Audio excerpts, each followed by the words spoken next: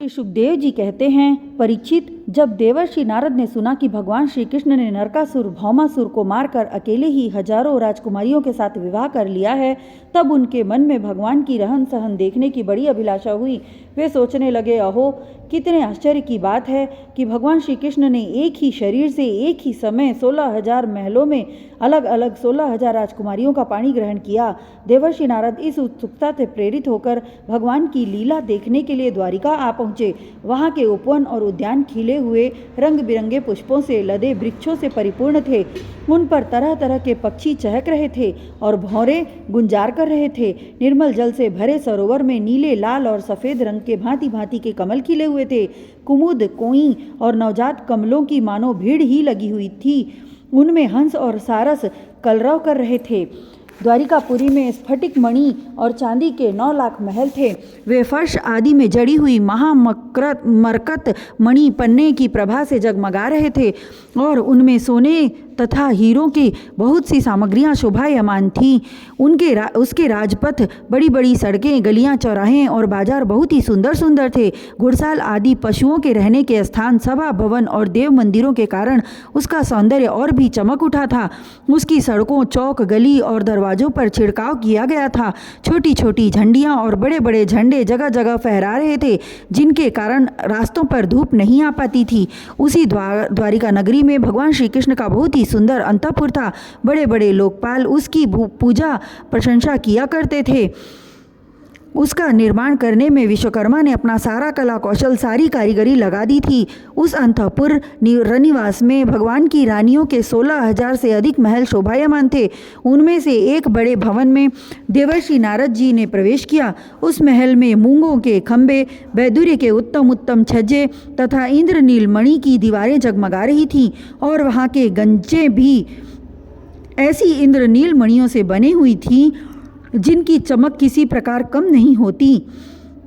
विश्वकर्मा ने बहुत से ऐसे चंदोवे बना रखे थे जिनमें मोती की लड़ियों की झालरें लटक रही थी। हाथी दांत के बने हुए आसन और पलंग थे जिनमें श्रेष्ठ श्रेष्ठ मणि जड़ी हुई थी।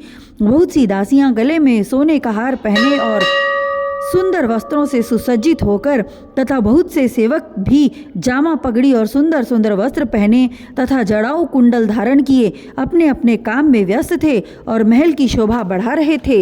इसी प्रकार देवर्षि नारद ने विभिन्न महलों में भगवान को भिन्न भिन्न कार्य करते देखा। कहीं वे यज्ञ कुंडों में हवन कर रहे हैं तो कहीं पंच महायज्ञों से देवता आदि की आराधना कर रहे हैं, कहीं ब्राह्मणों को भोजन करा रहे हैं, तो कहीं यज्ञ का अवशेष स्वयं भोजन कर रहे हैं, कहीं संध्या कर रहे हैं, तो कहीं मौन होकर गायत्री का जप कर रहे हैं, कहीं हाथों में ढाल तलवार लेकर उनको चलाने के पैंतरे बदल रहे हैं, कहीं घोड़े, हाथी अथवा रथ पर सवार होकर श्री कृष्ण विचरण कर रहे हैं, कहीं पलंग पर सो रहे हैं तो कहीं बंदीजन उनकी स्तुति कर रहे हैं। किसी महल में उद्धव आदि महामंत्रियों के साथ किसी गंभीर विषय पर परामर्श कर रहे हैं, तो कहीं उत्तम उत्तम वारांगनाओं से घिरकर जल क्रीड़ा कर रहे हैं, कहीं श्रेष्ठ ब्राह्मणों के वस्त्र आभूषणों से सुसज्जित गौओं का दान कर रहे हैं, तो कहीं मंगल में इतिहास पुराणों का श्रवण कर रहे हैं, कहीं किसी पत्नी के महल में अपनी प्राण प्रिया के साथ हास्य विनोद की बातें करके हंस रहे हैं, तो कहीं धर्म का सेवन कर रहे हैं, कहीं अर्थ का सेवन कर रहे हैं, धन संग्रह और धन वृद्धि के कार्य में लगे हुए हैं, तो कहीं धर्मानुकूल गृहस्थोचित विषयों का उपभोग कर रहे हैं, कहीं एकांत में बैठकर प्रकृति से अतीत पुराण पुरुष का ध्यान कर रहे हैं, तो कहीं गुरुजनों का इच्छित भोग सामग्री समर्पित करके उनकी सेवा शुश्रूषा कर रहे हैं। देवर्षि नारद ने देखा कि भगवान श्री कृष्ण किसी के साथ युद्ध की बातें कर रहे हैं तो किसी के साथ संधि की, कहीं भगवान बलराम जी के साथ बैठकर सत्पुरुषों के कल्याण के बारे में विचार कर रहे हैं, कहीं उचित समय पर पुत्र और कन्याओं का उनके सदृश पत्नी और बरों के साथ बड़ी धूमधाम से विधिवत विवाह करा रहे हैं, कहीं घर से कन्याओं को विदा कर रहे हैं, तो कहीं बुलाने की तैयारी में लगे हुए हैं।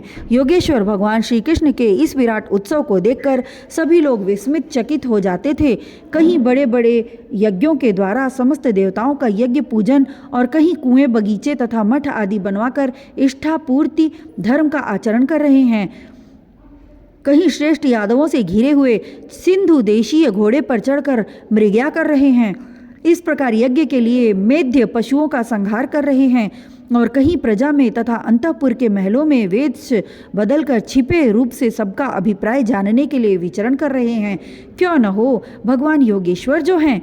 परीक्षित, इस प्रकार मनुष्य की सी लीला करते हुए ऋषिकेश भगवान श्री कृष्ण की योग माया का वैभव देखकर देवर्षि नारद जी ने मुस्कुराते हुए उनसे कहा, योगेश्वर आत्मदेव, आपकी योग माया ब्रह्मा जी आदि बड़े बड़े मायावियों के लिए भी अगम्य है, परंतु हम आपकी योग माया का रहस्य जानते हैं, क्योंकि आपके चरण कमलों की सेवा करने से वह स्वयं ही हमारे सामने प्रकट हो गई हैं।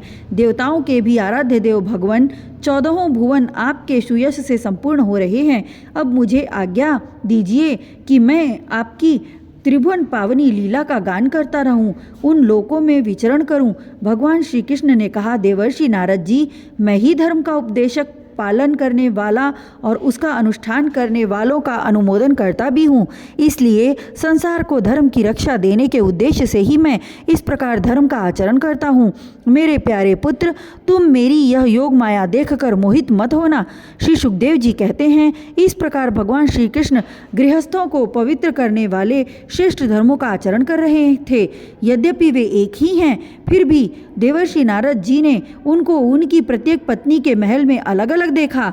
भगवान श्री कृष्ण की शक्ति अनंत है। उनकी योग माया का परम ऐश्वर्य बार बार देखकर देवर्षि नारद के विस्मय और कौतूहल की सीमा न रही। द्वारिका में भगवान श्री कृष्ण गृहस्थ की भांति ऐसा आचरण करते थे मानो धर्म, अर्थ और काम रूप पुरुषार्थों में उनकी बड़ी श्रद्धा हो। उन्होंने देवर्षि नारद का बहुत सम्मान किया। वे अत्यंत प्रसन्न होकर भगवान का स्मरण करते हुए वहां से चले गए। राजन, भगवान नारायण सारे जगत के कल्याण के लिए अपनी अचिंत्य महाशक्ति योग माया को स्वीकार करते हैं और इस प्रकार मनुष्यों की सी लीला करते हैं। द्वारिकापुरी में 16,000 से भी अधिक पत्नियां अपनी सलज्ज एवं प्रेम भरी चितवन तथा मंद मंद मुस्कान से उनकी सेवा करती थीं और वे उनके साथ विहार करते थे। भगवान श्री कृष्ण जी ने जो लीलाएं की हैं उन्हें दूसरा कोई नहीं कर सकता। परीक्षित, वे विश्व की उत्पत्ति, स्थिति और प्रलय के परम कारण हैं। जो उनकी लीलाओं का गान श्रवण और गान श्रवण करने वालों का अनुमोदन करता है, उसे मोक्ष मार्ग स्वरूप भगवान श्री कृष्ण के चरणों में प्रेममयी भक्ति प्राप्त हो जाती है।